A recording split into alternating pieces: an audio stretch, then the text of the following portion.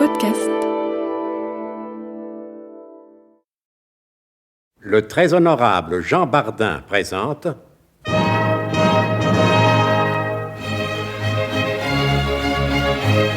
Bon baiser de partout.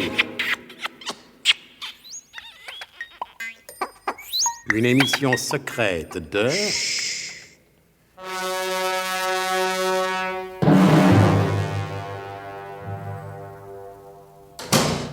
Asseyez-vous, cher monsieur le roi terre. Merci, monsieur, vous êtes trop aimable. Prendrez bien un cigare? Oh. À moins que vous préfériez les cigarettes égyptiennes. Non, je vais prendre un cigare, ça fait plus sérieux. Vous avez raison, car nous avons à parler très sérieusement. Un peu de feu. Oui, merci. Vous êtes trop bon, hein. Voilà. Ils sont Oui, forts. Oui, ils sont forts, oui. Naturellement, vous savez qui je suis. Moi, pas du tout. Comment cela est-il possible? Vous savez pas qui je suis? Ouais, je sais que vous vous appelez Zorbec le Gras, parce que Mémène me l'a dit, un point c'est tout. Je sais aussi que votre tête ne m'est pas inconnue. Le chauffeur de la Cadillac d'Alexandrie, c'était vous. Et le chamelier des pyramides de Gizeh, c'était encore vous. Est-ce que je me trompe? Non, vous ne vous trompez pas. Mais je veux dire qu'en dehors de ces deux circonstances, vous n'avez jamais entendu parler de moi. Non, jamais. Oh, monsieur Nicolas Larwadec, vous me peinez. Excuse. Il y a certainement pas très longtemps que vous faites du renseignement, sinon vous sauriez que je suis l'agent secret le plus connu du monde. Vous savez, monsieur Zorbec le Gras, on ne peut pas connaître tout le monde. Dans le temps, j'étais enclumier. Oui. Je connaissais à peu près tous les enclumiers. Oui. Mais je dis bien à peu près. Il y avait certainement 2 ou 3 enclumiers que je n'avais jamais eu l'occasion de rencontrer. Oui, c'est vrai. Alors, dans le renseignement, vous savez, c'est la même chose. Je connais beaucoup de gens. Sans être vaniteux, depuis un certain temps, je peux dire que moi aussi, je suis assez connu. Alors justement, parlez-moi un peu des gens que vous connaissez. Mais si vous êtes un vieux routier du métier, vous les connaissez aussi bien que moi, qui force ce cigare. Je ne peux pas vous les énumérer tous. Et puis d'ailleurs, puisque vous étiez le chauffeur d'Alexandrie, vous avez bien vu en compagnie de qui j'étais. Ah, Vanda. Ah, Vanda. Oh, Vanda. Ah, Vanda. Eh oui, Vanda. Eh oui, Vanda. Ah, Vanda. Ah, mais au fait, pourquoi dites-vous comme ça, ah, Vanda, ah, hein? Vous êtes sûr que j'ai dit ah, Vanda? Ah, ben oui, m'assemblée oui. nationale, comme dirait le colonel. Ah, tout au fait. Comment va le colonel de Guerlas? Il y a longtemps que vous avez eu de ses nouvelles? Ben, Mémène m'en a apporté des toutes fraîches.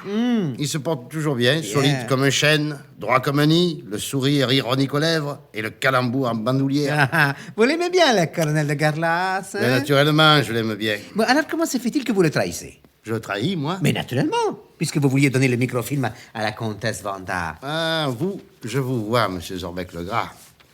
Vous voulez me faire tomber dans un piège et me faire dire ce que je ne veux pas dire. Non, enfin, oui ou non, vous vouliez donner ce microfilm à la comtesse Vanda? Dites-moi.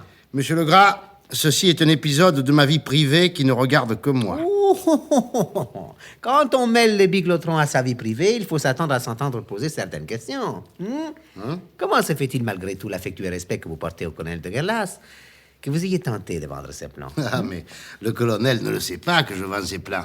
Il ne serait même pas très satisfait de l'apprendre. Ah, ben donc vous le trahissez, c'est bien ce que je disais tout à l'heure. Mais Hein? non. Alors, mais est-ce que vous avez réfléchi à votre conduite? Voilà, mon pauvre ami, des nuits entières. Bon, alors, et les résultats de ces méditations? Le résultat de ces méditations ne vous regarde pas. Bon, très bien. Et que feriez-vous si j'allais raconter à la charmante Mémène le détail de votre aventure avec la belle et capiteuse comtesse Vanda? Du chantage? Mais oui. Ah, vraiment, il n'y a pas moyen d'être tranquille 5 minutes, hein. Que voulez-vous savoir? Tout. Comment ça, tout? Des détails intimes sur mon idylle avec la comtesse? Ou les raisons pour lesquelles je vends le plan du biglotron? Le biglotron d'abord, soyons sérieux. Je me permettrai ensuite, naturellement, de vous demander ces autres détails, mais à titre de simple curiosité. Bon, alors, revenons au biglotron. C'est ça, revenons au biglotron. Bon, alors, pourquoi voulez-vous vendre les plans du biglotron? Pour me faire de l'argent de poche, pardi. C'est que ça vaut cher, ce truc-là. Et comme, justement, mon appartement douille est à vendre, je me suis dit, comme ça, que ça faciliterait rudement cette transaction immobilière. Voilà, et vous n'avez jamais pensé au côté malhonnête de cette transaction? Aussi. Ah. Des nuits entières que je vous dis. Tenez, monsieur Zorbec le Gras, quand j'étais enclumier, car il faut vous dire qu'avant de faire du renseignement, je faisais de l'enclume. Oui, c'est ça. Oui, mais je connais cet épisode de votre biographie. Excusez-moi, mais je connais. Non, mais vous connaissez. De quel épisode vous parlez? Non, mais... Hein, je ne vous ai pas encore raconté l'histoire. Non. Je vous disais qu'un jour, quand j'étais enclumier, Oui. j'avais trouvé par terre, à la sortie du métro Richelieu-Drouot, dans un papier journal, 3 millions de francs en billets de banque. Tiens. Eh bien, si vous saviez tous les ennuis que j'ai pu avoir en ramenant ces billets au commissariat, il y a un des flics qui disait comme ça que j'étais certainement le complice du hold-up. Faut vous dire aussi que les billets venaient d'être volés à un caissier de la Banque des Yeux. Ah. Faut pas mettre tous ses yeux dans le même panier. Je suis resté plus de 24 heures au poste. Alors j'aime mieux vous dire que je m'étais juré que la prochaine fois que je trouverai une somme d'argent, ni vue ni connue, je t'embrouille, je me la garderai pour moi. Non, écoutez, vous n'allez tout de même pas me dire que c'est sur les marches du métro Richelieu-Drouot que vous avez trouvé ce microfilm représentant les plans du Biglotron. Non, bien sûr. Alors, voyons. Mais c'était une image pour vous faire comprendre ce qui s'était passé en moi quand j'ai eu ce microfilm. Ah, bon. Bien sûr, j'aurais pu aller le rendre au colonel de Guerlas, mais je me suis souvenu à temps de l'argent du hold-up. Je ne voulais plus avoir de ces sortes d'ennuis. Ah bon, parce que vous croyez que jusqu'à présent, vous n'avez pas eu d'ennui. Aussi. Ah, bon. Et de toutes sortes. Mais que voulez-vous? On n'a rien sans peine. Et l'homme doit gagner son pain à la sueur de son front. Il n'y a pas de différence entre une sueur honnête et une sueur malhonnête. C'est toujours de la sueur. Oui, oui. Pardon, moi aussi, le cigare me fait mal. Et ta sueur, comme dirait le colonel. Hein, qu'entendez-vous, cher monsieur Legras, par cette interjection familière? J'entends qu'il y a plusieurs points obscurs dans votre histoire. Lesquels? Des invraisemblances, si vous préférez. Ah, parce qu'un gars qui a besoin d'argent, c'est quelque chose qui vous paraît invraisemblable. Non, ce qui est invraisemblable, mon ami, je vais vous le dire. Et moi, je suis curieux de l'entendre. Depuis des mois que dure cette histoire, vous pensez bien que s'il y avait eu la moindre invraisemblance, j'aurais été le premier à m'en rendre compte. Bon, ce qu'il y a d'invraisemblable, mon cher Leroy, c'est l'effet suivant. Vous avez en main un microfilm qui représente, pour les connaisseurs du moins, une véritable petite fortune.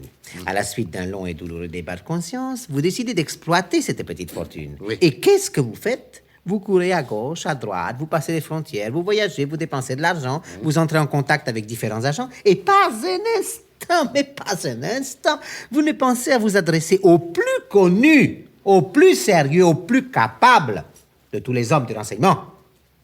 Ah, je ne vois pas du tout à qui vous faites allusion. Vous ne voyez pas du tout.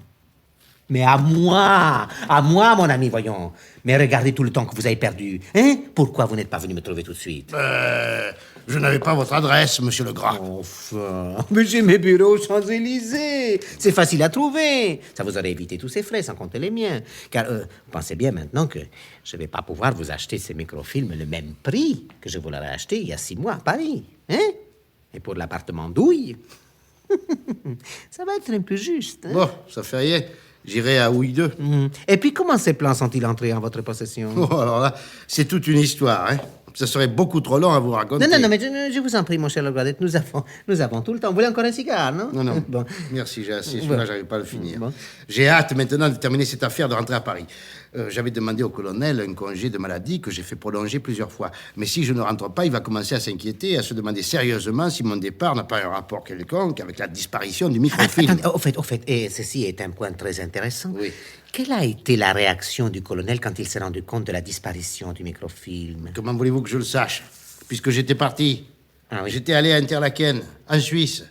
On m'avait indiqué qu'il se tenait à l'époque un congrès international des espions professionnels. Oui. J'ai été roulé par un certain Ludovic van den Zatekulorai, Ah, qui m'a oui. fait perdre mon temps. Ensuite, eh bien, vous connaissez la suite. Je me suis embarqué sur le même bateau que cette chère Vanda. Oui, mais attendez. Avec elle, il n'était pas question de l'appartement douille. Vous lui en faisiez cadeau. Certes, mais elle m'offrait en échange ce que vous ne pourrez jamais m'offrir malgré toute votre bonne volonté et votre expérience passée au service secret, de tous les services secrets. Elle m'offrait la tendresse et la compréhension. Ah, Vanda. Vanda. Oui, enfin, admettons. Mais encore une fois, pourquoi ne pas être venu me voir à mon bureau des Champs-Élysées? Le passé est le passé, inutile de revenir dessus. Vous êtes là, je suis là, Oui. le microfilm est là, vous me faites un petit chèque, tout est bien qui finit bien. Doucement, monsieur le roi doucement. Mais votre prix sera le mien. Il ne s'agit pas de cela. Ah, tout de même, la question d'argent a son Non, importance. avant d'acheter, j'aime bien voir ce que j'achète. Et moi, j'aimerais bien voir la couleur de votre petit chèque. Enfin, quand je dis petit, je m'entends. C'est une façon de parler. Le Biglotron, tout de même, c'est pas de la tarte, c'est quelque chose. Hein? Et le professeur Slalom Jérémy Minerlache, c'était quelqu'un, ça? Oui, mais- Bon, alors, sur votre chèque, il faudra pas avoir la même paresseuse, hein, pour inscrire les zéros. Même si les zéros sont fatigués, comme dirait le colonel. Oui, écoutez, moi, je vous dis, je suis fatigué de vous entendre bavarder inconsidérément. Bon, c'est bon. Oh là là. Je vais parler considérément. Il faut bien se faire comprendre de tout le monde. Non, écoutez, cessez ce bavardage stupide. Bon, comment êtes-vous entré en possession de ce microfilm? Hein? Comment? Dites alors, comment? Qu'est-ce que ça peut bien vous faire? Mais c'est très important pour moi. Vraiment, monsieur Legras, vous faites des embarras pour rien. Oh. J'ai le microfilm, c'est le principal. Que vous importe la manière dont je l'ai obtenu? Après tout, le secret professionnel, ça Non, existe. est-ce que par hasard, ce ne serait pas le colonel lui-même qui vous aurait demandé de vendre ce microfilm? Le colonel? Oui. Mais quelle idée, mais enfin quelle idée. Pourquoi aurait-il fait ça? Pour nous lancer sur une fausse piste, tout simplement. Alors, hein, répondez-moi. Vous êtes sûr que ce n'est pas le colonel qui... Dites-moi. Ben, du moment que je vous le dis. Bon, monsieur le Roidec, je vais vous dire une chose. Réfléchissez bien. Oui. Je vous ai bien reçu. Je vous ai offert un cigare. Oui, qui empeste. Mais non, je vais vous dire, je suis ennemi des méthodes violentes. Alors, dites-moi la vérité. Hein? Vous verrez ensuite, ça ira beaucoup mieux. Dites-moi. Mais je vais très bien, je vous remercie, ça va très Non, bien. monsieur le Roidec, essayez de comprendre. Mais je fais que ça. Mais si vous jouez en ce moment votre dernière chance. Si vous ne voulez pas me répondre à moi, attention. Je vais demander à Vilaine Ferntag de s'occuper de vous. Oh, Fermtag, je le connais. Oui. Nous étions ensemble dans le désert. Voulez-vous que je vous dise, monsieur Legras? À mon avis, il est plus bête que méchant. Oui, il est très bête en effet, mais ce qui ne l'empêche pas d'être également très méchant. Oh, mais il me fait pas peur. Nous en reparlerons plus tard. Mais c'est ça, c'est ça. Oui. Nous en reparlerons plus tard. Oui, oui. Il est temps que je m'en aille maintenant. Vous avez une très belle villa et encore merci pour le cigare qui empeste. Quand vous voudrez le microfilm, venez me voir à l'hôtel, sans oublier votre petit chèque, naturellement. Vous ne sortirez pas d'ici avant que je n'apprenne la vérité, toute la vérité sur la provenance de ce microfilm. Eh ben, ça peut durer un moment, hein. Vous n'avez jamais entendu parler de l'obstination d'un enclumier? Non. Eh bien, l'enclumier, c'est particulièrement obstiné. Et pour ces sortes de choses, Vilaine Fertag est d'une patience à toute épreuve. D'autant plus que les épreuves seront pour vous. Tant pis, vous l'aurez voulu. Je vais le chercher.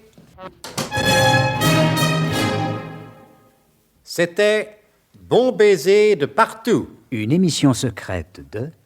Pierre Dac et Louis Rognoni. Avec Pierre Dac, Claude Dasset, Alain Roland. Décryptage et mise en code, Jean-Wilfried Garrett.